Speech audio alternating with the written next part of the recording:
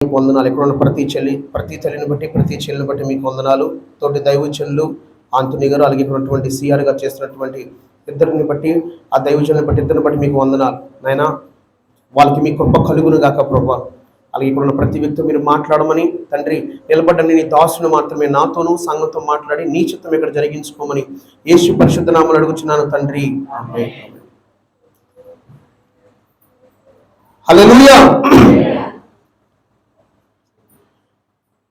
మనం ఆరాధించేటువంటి దేవుడు ఒక మనిషికి ఏం అవసరమో ఏ సమయానికి ఏం చెబితే ఆ వ్యక్తి క్రీస్తు వారిని అంటిపెట్టుకుని ఆయనలో నిలుచుండి తన ఆత్మీయ జీవితాన్ని కాపాడుకుంటాడు.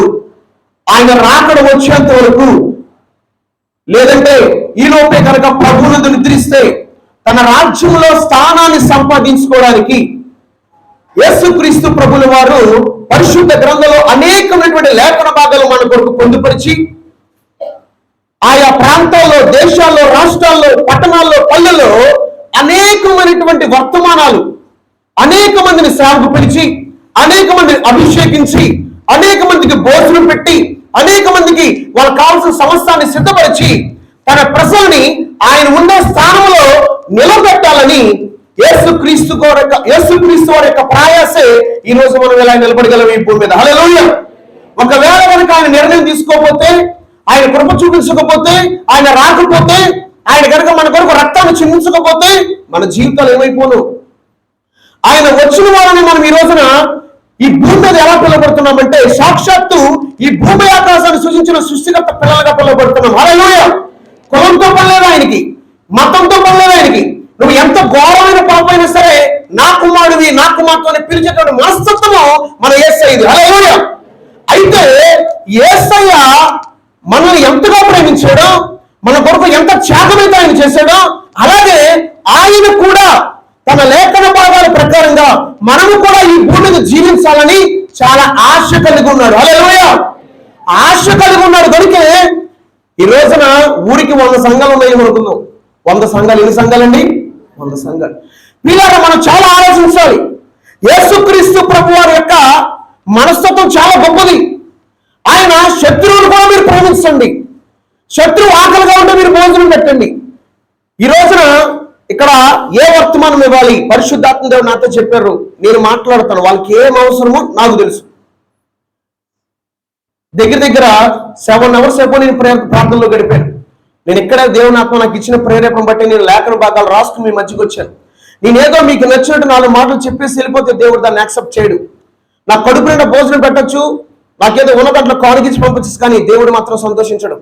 దేవుడికి కావాల్సింది ఏంటంటే ఒక పాపి కనుక ఇక్కడ మారు మనసుకుంటే పరలోకంలో సంతోషిస్తాడు ఆయన. హల్లెలూయా.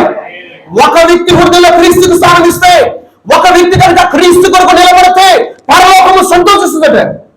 హల్లెలూయా. పరిశుద్ధాత్మ దేవుడు చెప్పమన్న మాటలు మనం ఒక్కసారి ధ్యానిద్దాం. మత్తయి సువార్త, మాథ్యూ చాప్టర్ 24, మత్తయి సువార్త 24వ అధ్యాయము 9 నుంచి మనం గమనిద్దాం. అప్పుడు జనులు మిమ్మల్ని ఏం చేస్తారు? శ్రమలు పాలు చేసి చంపేస్తారు. చదువున్నాను. మీరు నా నామము నిమిత్తము సకల జనుల చేత ద్వేషించబడతారు, అనేకులు అభ్యంతరపడి ఒకరినొకరు అప్పగించి ఒకరినొకరు ద్వేషిస్తారు. అనేకమైన అబద్ధ ప్రవక్తలు పలువురిని మోసపరుస్తారు. మళ్ళీ చదువుకుందాం ఈ మాట. అక్రమం విస్తరిస్తుంది. ఏ విస్తరిస్తుంది? అక్రమం విస్తరించుడు చేత అనేకుల ప్రేమ చల్లారిపోతుంది. ఈరోజు యేసుక్రీస్తు ప్రభు మనతో మాట్లాడుతున్నాడు. మత్తయి సువార్త 24వ అధ్యాయం 9వ వచనం నుంచి మిమ్మల్ని శ్రమల పాలు చేస్తారు, చంపేస్తారు. ఎందుకు ఇవన్నీ లేఖన భాగాలు పరిశుద్ధాత్మగా మరొకసారి మనకి గుర్తు చేస్తున్నాడంటే, జాగ్రత్త, బహు సమీపం ఉంది రెండవ రాకడ. ఆయన తన సంఘాన్ని ఆయన ఉండే స్థలానికి తీసుకువెళ్ళడానికి, ఆయన ఎందుకు నిద్రించిన వృద్ధులు కానివ్వండి, ఆయన ఎందుకు విశ్వాసంతో ఎదురు చూస్తున్న విశ్వాసమైన మనము కానివ్వండి, ఆయన ఎదుర్కోవడానికి ఆయన రాకడ వచ్చేటప్పుడు, ఇక్కడ ఎలాగైతే ఈ రోజు మనం కూర్చుని దేవుని వాక్యం వింటున్నామో, ఆయన వచ్చేటప్పుడు, బోరు శబ్దం మోగేటప్పుడు ఆయన మనందరూ ఎదుర్కోవాలని ఆయన ఆశపడుతున్నాడు. హల్లెలూయా. ఏ చిన్నవారిలో ఒకడు నశించుకోవడం నాకు ఇష్టం లేదు. ఎవరు నశించుకోవడం నాకు ఇష్టం లేదు. ఏ ఒక్కరు నశించుకోవడం నాకు ఇష్టం లేదు. ఒకరోజు ఒక ప్రాంతంలో వ్యభిచారం చేస్తున్న పట్టుకున్న ఒక స్త్రీ దొరికింది వాళ్ళకి. అదే సమయం అనుకుని యేసయ్య రావడం చూసి భలే దొరికాడు ఈయన ఎలాగైనా శోధించాలి. అయ్యా బోధకుడా, ఈమె మోషే ధర్మశాస్త్రం ప్రకారంగా ఈమె చేసిన పాపాన్ని బట్టి మేము రాళ్ళు రువి చంపేద్దాం అనుకుంటున్నాం, నువ్వైతే ఏం చేస్తావేంటి? ఆయన సమస్తము ఎరిగిన వాడు కనుక, మనిషి యొక్క ఆలోచన ఎరిగిన వాడు కనుక, మనిషి స్వభావానికి తెలుసు కనుక, మనిషిని చేసినవాడు ఆయనే కనుక హల్లెలూయా. ఆయనకి తెలుసు మనిషి ఎలా ప్రవర్తిస్తాడు.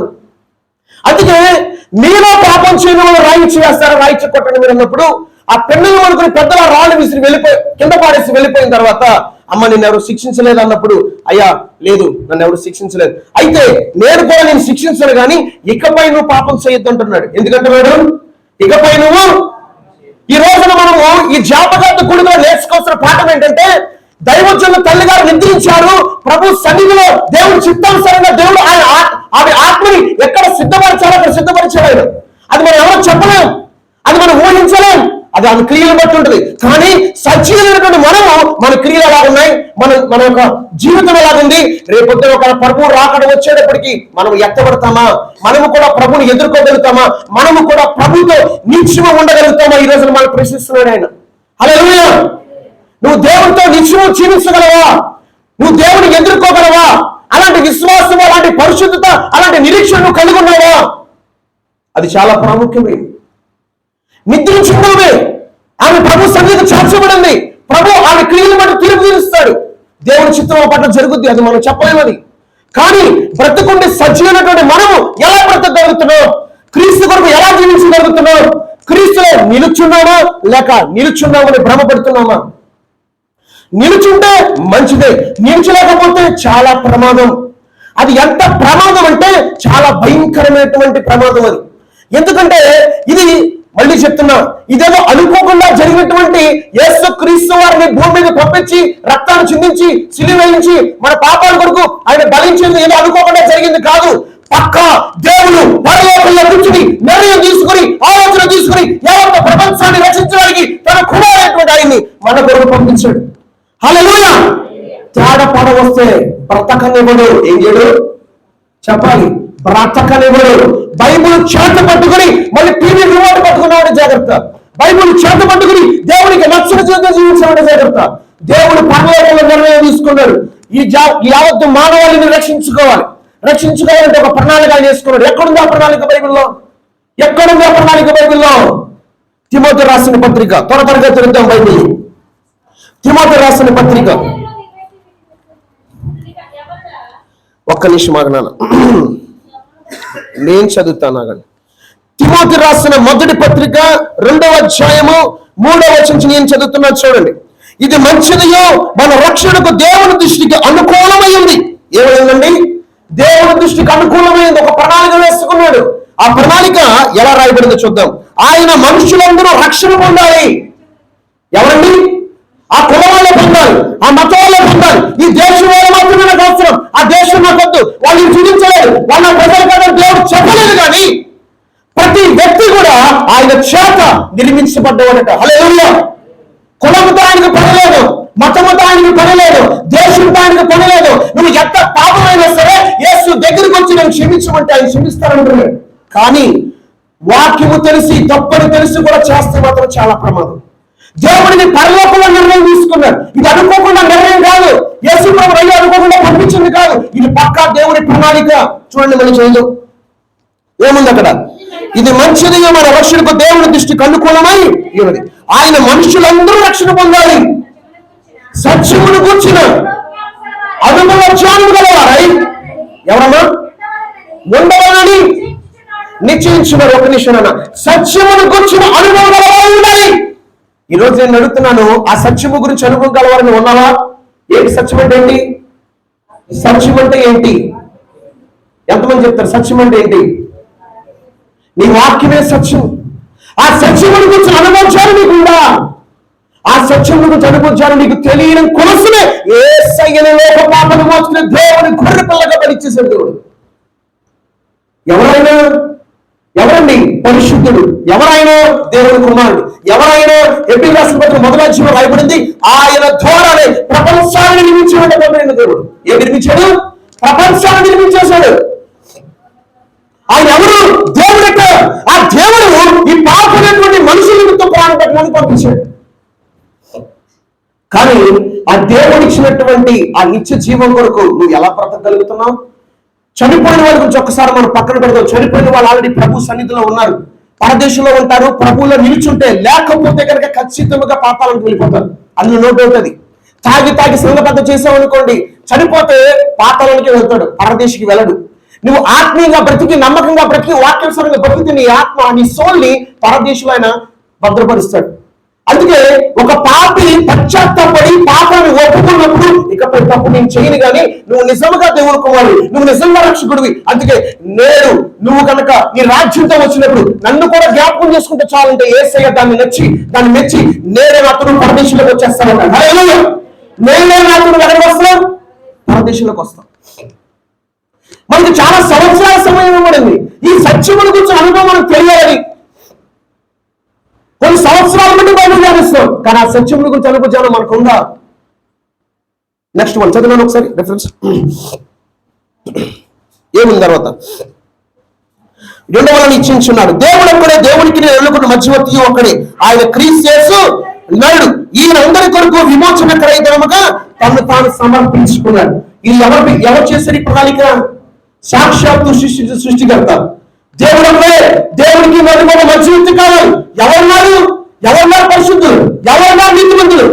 ఎవరున్నారు భూమి మీద? ఎవరు ఉన్నారండి? కానీ ఎవరు పంపించాడు? ఆయన ఎవరు వచ్చారు? ఎవరు ప్రాణం పెట్టారు? ఎవరు రక్తం చెల్లించారు? ఈ రోజు మనం ఎలా జీవిస్తున్నామంటే ఆయన పెట్టిన భిక్ష మనకి. హల్లెలూయా. నశించిన తాను వెతికి రక్షించడానికి వచ్చాడు. నరకం అగ్నితో పొరుగు చాలు. నీ క్రియలు బట్టి చస్తే కనుక నరకం వెళ్ళిపోతావని, నరకాన్ని వెళ్ళకూడదు కనుక నీకు నిత్య జీవనం ఇవ్వడం కోసం నీ కొరకు ఆయన నీ పాపాల కొరకు కలవలసిన ప్రాణం పెట్టాడు. ఆయన ప్రభుత్వం వరకు దేవుని చిత్తం పూర్తి చేసి, తండ్రి నా ఆత్మ నీ చేతికి అప్పగిస్తున్నాను అంటున్నాడు. ఈ రోజున భూమి మీద నివసిస్తున్న నీవు ఈ రాత్రే బోర్ శబ్దం మోగితే ప్రభు అడుగు ఆయన ఆకాశ మేఘాల నుంచి అడుగు పెడితే, ఆయన మధ్యాకాశాలు అడుగు పెడితే లేఖన భాగాలు మనం చూసుకుందాం.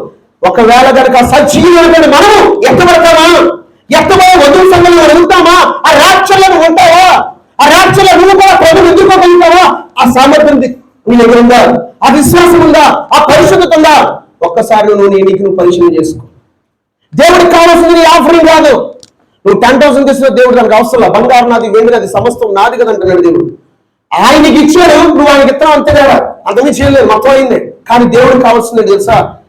నీ హృదయంలో యేసుకి స్థానం ఇస్తే చాలు. హల్లెలూయా. నీ హృదయంలో పరిపూర్ణంగా క్రీస్తుకి స్థానం ఇస్తే చాలు.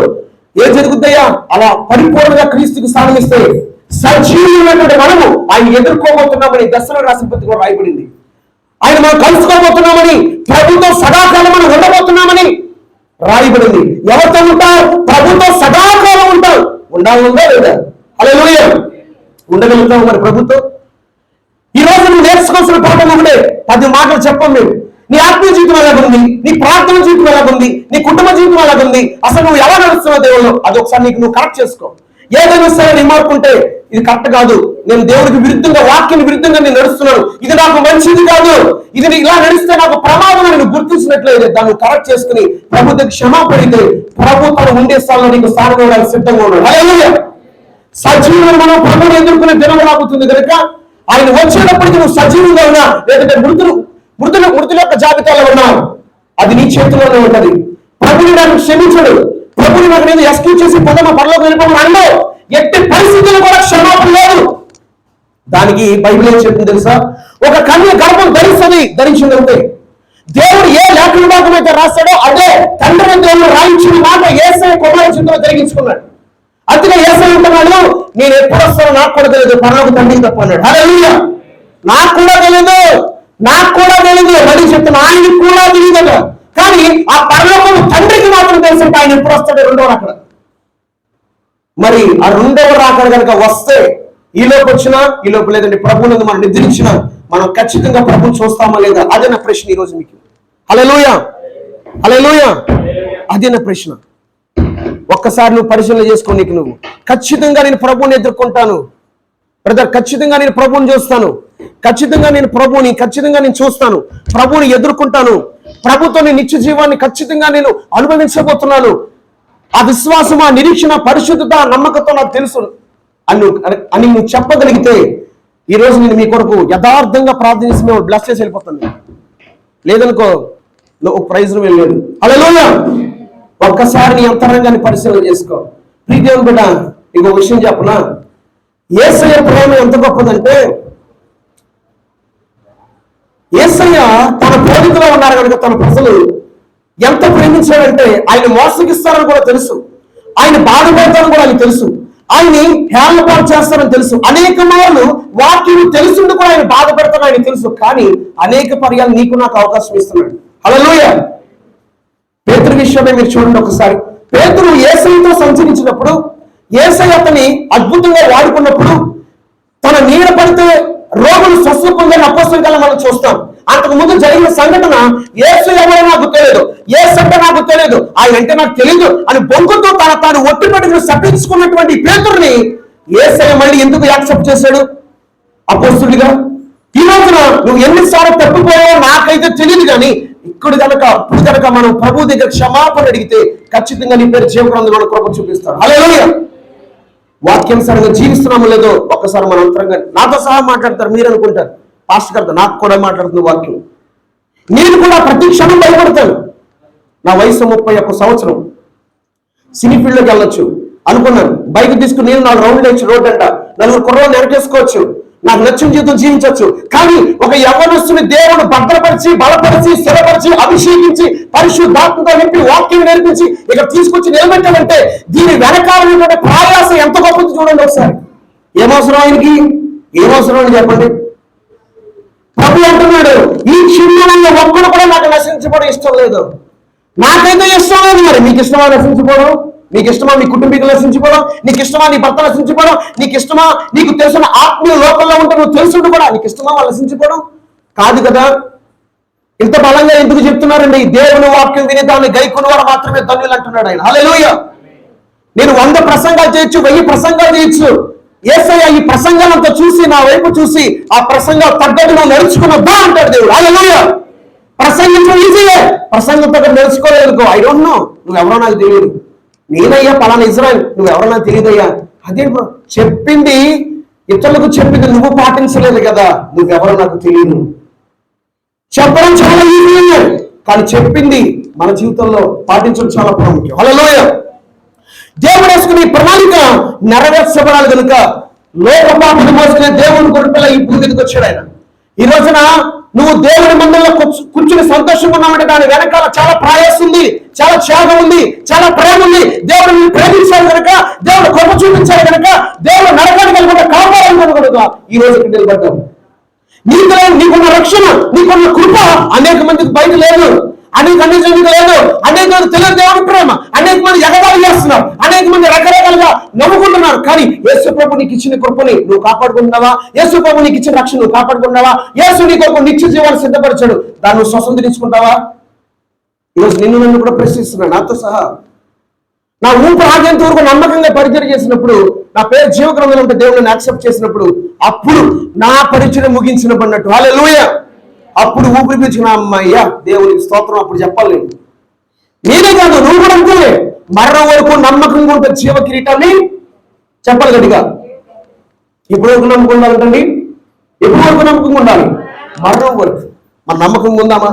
యేసయ్య చిత్రుడు మత్తయి సువార్త మాథ్యూ చాప్టర్ 24:9-15 అంటున్నాడు, ఆయన రాకడ వచ్చేటప్పుడు ఆయన కొన్ని సూచనలు చెప్పినప్పుడు అనేక సూచనలు ఈ రోజు మన జనరేషన్ నెరవేర్చబడుతున్నాయి. జనం మీద జనము, రాజ్యం మీద రాజ్యము, కరువులు, భూకంపాలు, క్రైస్తవులు హింసిస్తున్నారు, చంపేస్తున్నారు. ఇదంతా ఒక ఇంత అక్రమం విస్తరించబడుతుంది. ఈ రాజ్య సువార్త సమాజంలో సాక్షాత్తుగా వారి నువ్వు ప్రకటించట్లేదేమో కానీ యేసయ్య 100 మందిని 1000 మందిని వాడుకుంటున్నాడు రాజ్య సువార్త ప్రకటించడానికి. హల్లెలూయా. నువ్వు ఇంట్లోంచి రావట్లేదేమో, నువ్వు సిగ్గుపడుతున్నావేమో, నువ్వు భయపడుతున్నావేమో, నీకు టైం లేదేమో, నీ ఉద్యోగం చేసుకోవడానికి నీకు టైం లేదు, కానీ సువార్త మాత్రం యేసయ్య అద్భుతంగా ప్రకటించేస్తున్నాడు. ఈ రాజ్య సువార్త సత్యం సాక్షాత్తు అవ్వాల్సిందే, అటు తర్వాత మాత్రమే అంతం వస్తుంది. ఈ రాజ్య సువార్త సకల సాక్షాత్ మన కనుక దేవుడు తన చిత్తానికి లోబడి దేవుని మాటకు విధేయత చూపుతున్న ప్రతి వ్యక్తి ద్వారా ఆయన మాటలు ప్రకటింపజేస్తున్నాడు. విన్నవాడు రక్షించబడతాడు, నమ్మని వారికి శిక్ష అంటున్నాడు. తన పని జరిగిపోతుంది. నువ్వు ఇల్లు కట్టుకోవడానికి లోను పెట్టచ్చు, లేట్ అవ్వచ్చేమో కానీ దేవుని లేఖన భాగం నెరవేర్చబడడానికి లేట్ అవ్వదు. హల్లెలూయా. నిర్ణయ కాలంలో నెరవేర్చబడుద్ది. తండ్రి అయిన దేవుడు కుమారుని యేసుక్రీస్తు రెండవ రాకడ, ఆ రెండవ రాకడ ఎలాగైతే సెకండ్ కమింగ్ లో మళ్ళీ తీసుకురావాలనుకున్నాడో అది నెరవేర్చబడుతుంది. దేవుని నిర్ణయాలు జరుగుతాయి, మన నిర్ణయాలు జరగవు. కరోనా వచ్చింది, ఆపే ప్రభు అన్నాం. ఆపాడు ఏమన్నా? చెప్పండి ఒకసారి, చెప్పండి గట్టిగా నోరు తెచ్చి. ఆగిందా కరోనా? ఏసునావా? ఎందుకు అప్పుడు దేవుడు చెప్పాడు తన రాకడ వచ్చే ముందు తెగుళ్ళు వస్తాయని. ఏమన్నాడు? అన్నాడా లేదా బైబిల్లో? తెగుళ్ళు వస్తాయి. అదే రకమైన తెగులు వస్తాయంటే కొన్ని లక్షల మంది చచ్చిపోయారు. మన కళ్ళ ముందు క్రైస్తవులు హింసిస్తున్నారు, అక్రమం విస్తరించబడి ఇలా పలు లేఖన భాగాలు మన కళ్ళ ముందు నెరవేర్చబడుతున్నాయి. ఈ రోజున దేవుని రాకల్లో నువ్వు ఉంటావో లేదు, అదే ఈ రోజు నీ ప్రశ్న. మృతులైన వారు ఆల్రెడీ దేవుని సంధికి చేర్చబడ్డారు, దేవుడు తీర్పిస్తాడు వాళ్ళ క్రియలు బట్టి. సజీవం మనము, మన పరిస్థితి ఏంటి అసలు? సజీవం ఉన్న మన పరిస్థితి ఏంటి? చూడ ఒకసారి బైబిల్ ఏం చెప్తుందో త్వరగా తిరిద్దాం. మొదటి దశలోనికి రాసిన పత్రిక 4వ అధ్యాయము 15 నుంచి చదువుతున్నాను. మేము ప్రభువుని మాటను బట్టి మీతో చెప్పున్నది ఏమనగా, ప్రభు రాకడ వరకు సజీవమైన నిలుచుండి మనము నిద్రించిన వారి కంటే ముందుగా ఆయన సన్నిధికి చేరం. ప్రభువునందు నిద్రించిన వారి కంటే ముందుగా మనం ఆయన సన్నిధికి చేరం. నెక్స్ట్ వన్, ఆర్భాటంతోను ప్రధాన శబ్దముతోను దేవుని పోతోను. హల్లెలూయా. పరలోకము నుండి ఎవరొస్తారండి? ప్రభు రాబోతున్నాడంట. తర్వాత చదువున్నాను ఒకసారి. ఎస్, శబ్దముతోను దేవుని బోరతోను ప్రభు పరలోకము నుండి ప్రభు ఏం చేస్తాడట? దిగివచ్చు. నెక్స్ట్ వన్, క్రీస్తు నందుండి మృతులైన వారు మొదట లేస్తారు. నెక్స్ట్ వన్, ఆ మీదట సజీవమై నిలుచుండు మనము ఆయనతో కూడా. ఒక్క నిమిషం అన్న, నేను చదువుతా. క్రీస్తు నుండి మృతులైన వారు మొదలు లేస్తారు, ఆ మీదట సజీవమై నిలుచుండు మనము వారితో కూడా ఏకంగా ప్రభువుని ఎదుర్కొంటే ఆకాశ మండలమునకు మేఘం మీద కొనుక్కోబడతాం. దేని మీద? మేఘం మీద కొనుక్కోబడతాం. తర్వాత చూడండి, కాగా మనము సదాకాలం ప్రభుతో కూడా ఏముంది అక్కడ? కాగా సదాకాలం ఎవరితో ఉంటాం? ప్రభుత్వం ఉంటారా? సాతాను ఉండే చోటు ఉంటారా? మళ్ళీ చెప్తాం, ప్రభు ఉండే చోటు ఉంటారా మీరు నేను, లేదంటే సాతాను ఉండే చోటు ఉంటారా? సాతాను కూడా ఉంటాడు. ఎక్కడ ఉంది? మత్తయి సువార్త 25వ అధ్యాయంలో 47వ వచనం చదివితే సాతాను గురించి దేవుడు అన్నాడు, తన కొరకు సిద్ధపరిచిన నిత్యాకు, సాతానికి తన దూతలకి సిద్ధపరిచిన నిత్యాకులో మీరు వెళ్ళిపోవచ్చు అంటున్నాడు. అక్కడ తన విశ్వాసంతో కొంతమందితో దేవునికి లోపలేదు కనుక. కానీ ఇక్కడ మాత్రం మనం ప్రభుత్వం ఉంటామట, సదాకాలం ఉంటామట. అది యుగాలు ఉంటాం. అదే కాలం చెప్పలేదు కానీ ఇంతకాలం మీరు ఉంటారు, ఇంత సమయం మీరు ఉంటారు చెప్పలేదు కానీ యుగాలు దేవుడు కొమ్మను బట్టి మనం ఎంతకాలం ఉంటాం మనకు తెలియదు. కానీ సదాకాలం బయటకు రాయబడింది. ఆ సదాకాలం ప్రభుత్వం ఉండాలంటే కనుక ఖచ్చితంగా ప్రభు చెప్పినట్టుగా నువ్వు చేయాల్సిందే. హల్లెలూయా. ఎవరు చెప్పినట్టుగా చేయాలి? చెప్పాలి. ఎవరు చెప్పినట్టుగా చేయాలి? చెప్పండి గట్టిగా. చేయాలంటారు వద్దంటారు? మా అమ్మగారు ప్రార్థన చేసి యేసు ప్రభు దగ్గరికి వెళ్ళి ప్రార్థన కాదు మా అమ్మగారికి, యేసయ్యా నా కొడుకు కాలు చేతులు బాగుండి నీట్గా ఉంటే నీ సేవ చేసుకుంటాడు ప్రార్థన చేసి వచ్చేసింది. ఆమె తెలియదు కదా యేసయ్య సర్వశక్తిమంతుడు, భూమి ఆకాశం సృజించిన దేవుడని.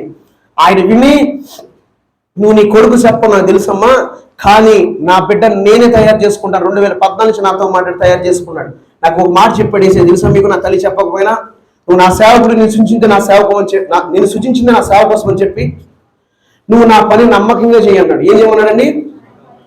సిఆర్ గారు అని పిలిచారు. పాస్టర్ గారు బాగా చెప్పాలి, వాక్యం బాగా చెప్పాలి 10 సార్లు చెప్పాడు. ఏదో నాకు క్వశ్చన్ బట్టి చెప్పి వెళ్ళిపోతాను.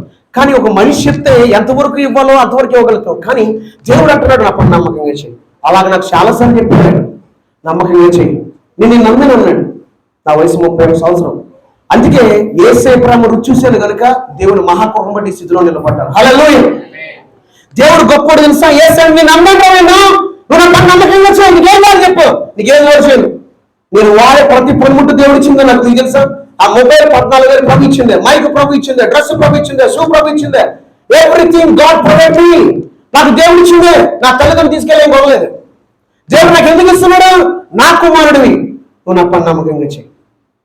దేవుడు నాకు నువ్వు భూమి మీద ఇంత నమ్మకంగా దీవించినప్పుడు నేను ఆయన పని నమ్మకంగా చేస్తే రేపు పరలోకంలో నాకు దేవుడి కోసం ఇస్తాడే కూడా.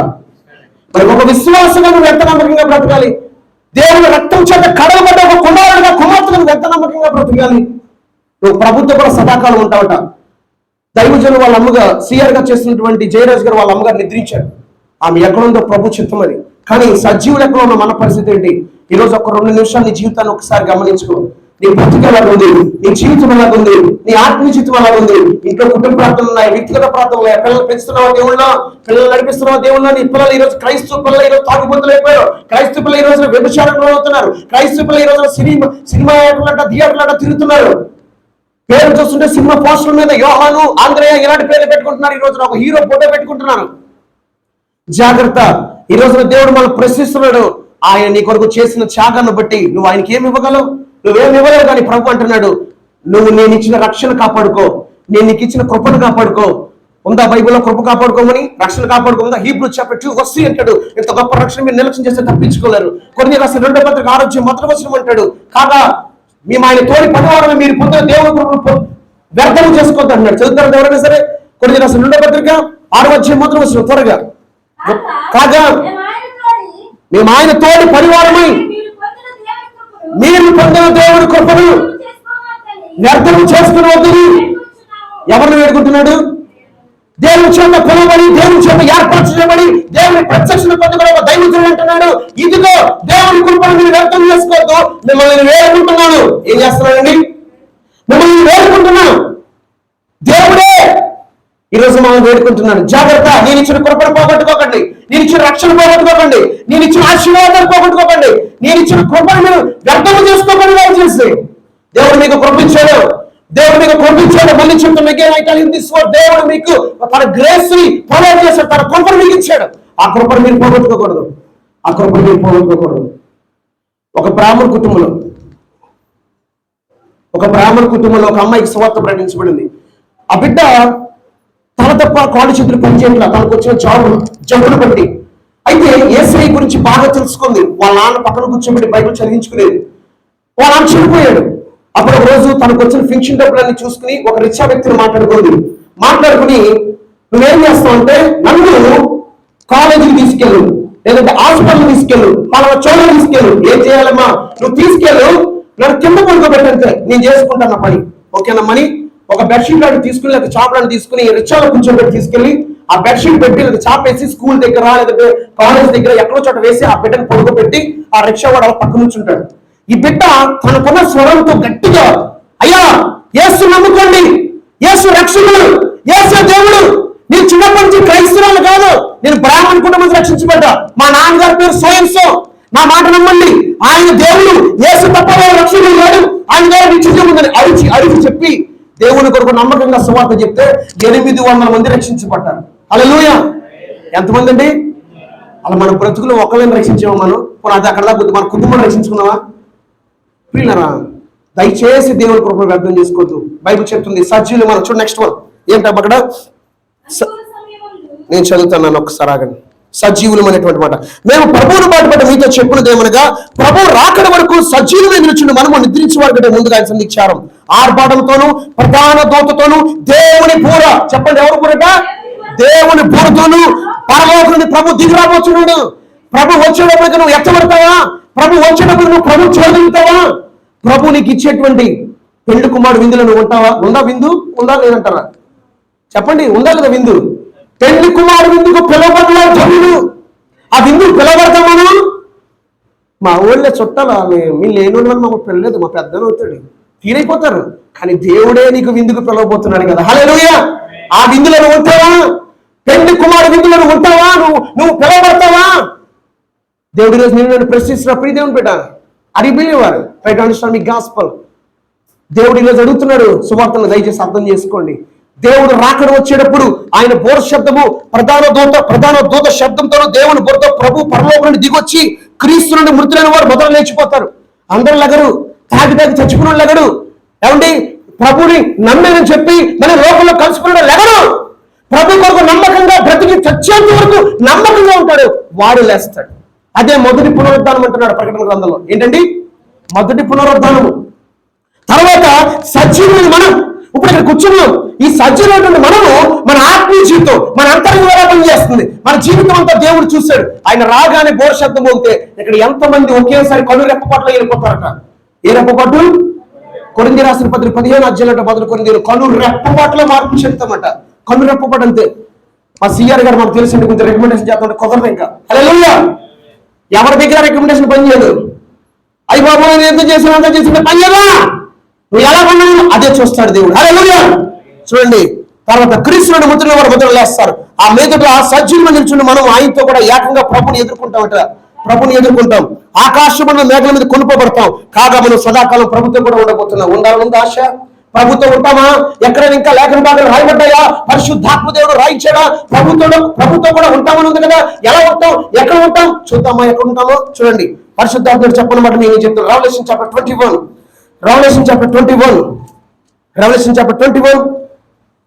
verse 3-5 చూడండి, నేను చదువుతాను. అప్పుడు ఇదిగో దేవుని నివాసము మనుషులతో కూడా ఉన్నది. ఆయన వారితో కాపుడు ఉంటాడు. వారు ఆయన ప్రజలైందురు. దేవుడు తానే వారి దేవుడు నుండి వారికి తోడే ఉండడు. ఆయన వారి కళ్ళు నుండి ప్రతి భాష మీద తుడిచివేస్తాడు. మరణం ఇక ఉండదు, దుఃఖమైన ఏడుపైన వేగంగా ఇక ఉండదు. మొదటి సంగతి గతించిపోయిన సింహాసనం వచ్చిన గొప్ప స్వరము చెప్పుట వెంటనే హల్లెలూయా హల్లెలూయా వెళ్ళిపోతాం. హల్లెలూయా. నెక్స్ట్ వర్షన్ కూడా మనం చూద్దాం. 5వ వచనం.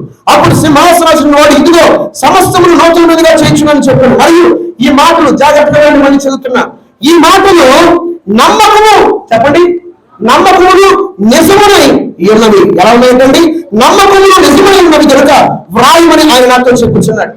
ఈ యోహాను దేవుడి చేత ఏర్పరచబడ్డాడు. ఈ పద్మస దీపంలో దేవుడు తనకిచ్చిన ప్రత్యక్షత అనుభవాలను మనం రోజు ప్రకటనలో చూస్తాం.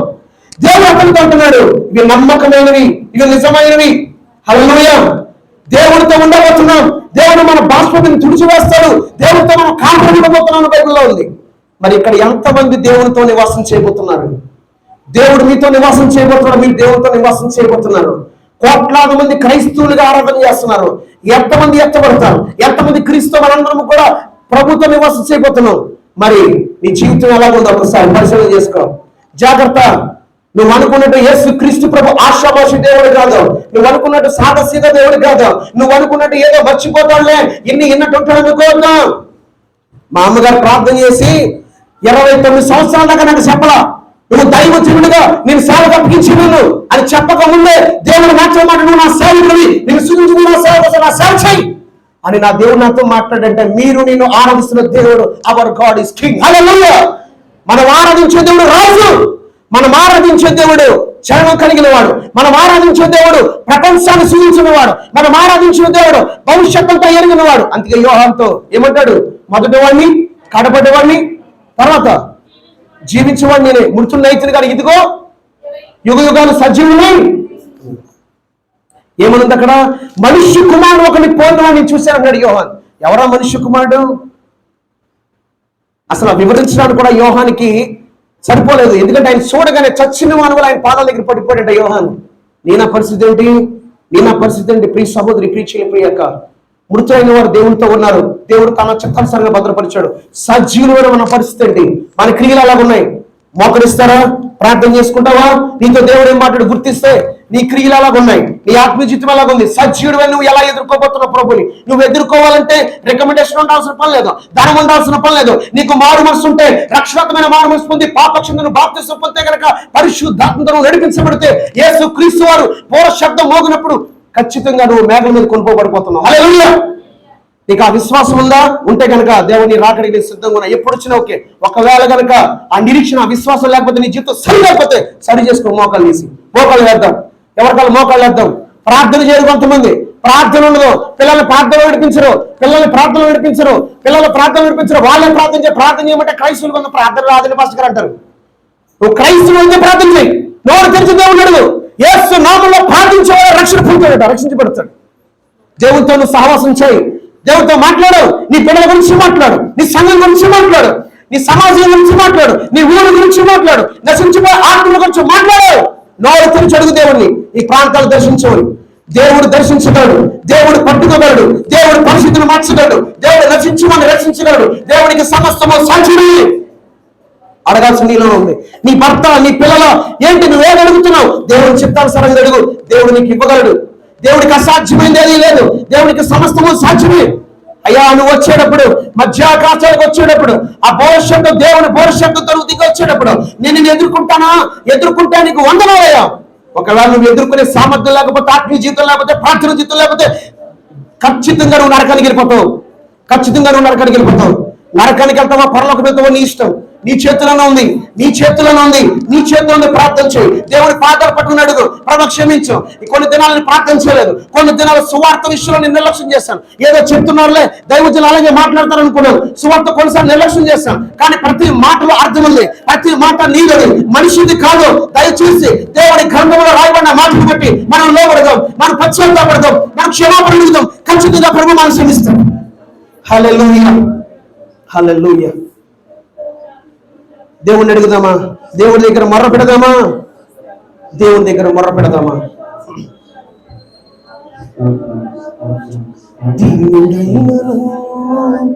ఆశీర్వదించిన యేసయ్యా, ఎక్కలేని కొండకు ఎక్కించిన యేసయ్యా, దీనుడైన నన్ను ఆశీర్వదించిన యేసయ్యా, ఎక్కలేని కొండకు ఎక్కించిన యేసయ్యా, నా ఎడల నీవు చూపిన విస్తారమైన నీ కృపను మరువగలన నీ కార్యములను నా యేసయ్యా, మరువగలన నీ కార్యములను నా యేసయ్యా.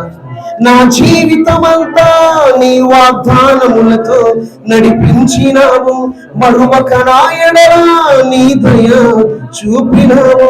నా జీవితమంతా నీ వాగ్దానములతో నడిపించినావు, మరువక నా ఎడల నీ దయ చూపినావు. మర్చిపోలేదు, నేను దయ చూపించాడు. దీనుడైన నన్ను ఆశీర్వదించిన యేసయ్యా, ఎక్కలేని కొండకు ఎక్కించిన యేసయ్యా. సజీవులను మనం ఎదుర్కోబోతున్నాం, సజీవులు మనం ఆయన ఎదుర్కోబోతున్నాం. ప్రభు భవిష్యత్తుతో, దేవుని బోధతో ఆయన పరలోకానికి రాబోతున్నాడు. ప్రియ సహోదరు, ప్రియ సహోదరి, నువ్వు రాత్రికి సిద్ధంగా ఉన్నావా? రాజ్యాలను వ్యక్తపరచావా? ఖచ్చితంగా నీవు ముఖాముఖిగా క్రీస్తును చూసావా? ఒక్కసారి దయచేసి పరిశీలన చేసుకో. నేను చూడాలనుకుంటున్నాను క్రీస్తుని. నేను యేసుతో మాట్లాడవలసి కలిగి ఉన్నాను. యేసు నా పాపాలను క్షమించాడు, యేసు తన రక్తం నుంచి అనుకున్నాడు, యేసు నన్ను విమోచించాడు, యేసు నన్ను పరిశుద్ధంగా చేశాడు, యేసు నన్ను దేవుడిగా ఉన్నాడు, యేసు నన్ను కుమారుడిగా చేశాడు, యేసు నాకు ఇన్ని చేశాడు, యేసు నాకు రక్షణ ఇచ్చాడు. నువ్వు యేసు కొరకు ఏం చేస్తావు? యేసయ్యా, యేసయ్యా దావీదు కుమారుని పిలవగలుగుతున్నావా? నీవుంటే నాకు చాలు యేసయ్యా, నీ వెంటే నేను ఉంటా యేసయ్యా. ఆయన వెంటే చాలనుకుంటాం మనం, కానీ మన జీవితంలో క్రీస్తువుడే, మన జీవితంలో క్రీస్తువుడు. ఆయన నిజంగా నీకు కావాలనుకుంటే యేసయ్యా, యేసయ్య అడుగుతున్నాడు. నువ్వు కడుపు తెరిస్తే చాలు, నీ హృదయంలో కడుపు తెరిస్తే చాలు, ఆయన నీతో వచ్చి భోజనం చేయబోతున్నాడట.